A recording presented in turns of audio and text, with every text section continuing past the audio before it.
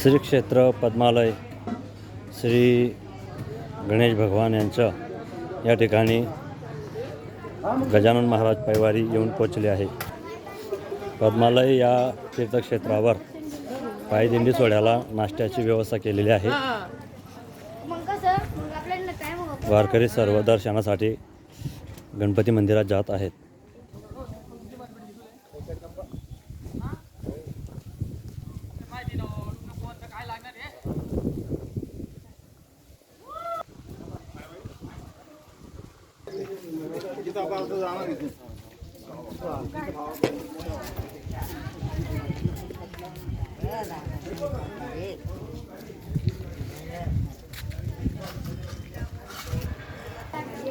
मुख्य प्रवेशद्वार सुरू झालेला आहे।